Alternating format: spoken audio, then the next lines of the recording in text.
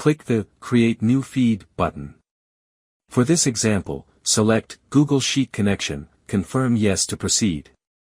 Step 1 Feed Manager, key in source host link and sheet name. Then click Next. Step 2 Matching Column, select the fields that want to be exported. SKU as product identifier, which is to match the products from feed to destination. Map to column index 1.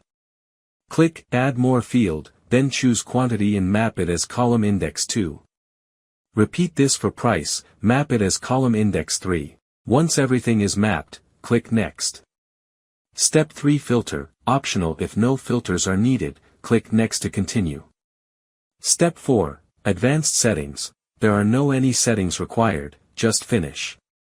On the feed detail page, review your settings and click Start Process. Results will be shown in the activity log.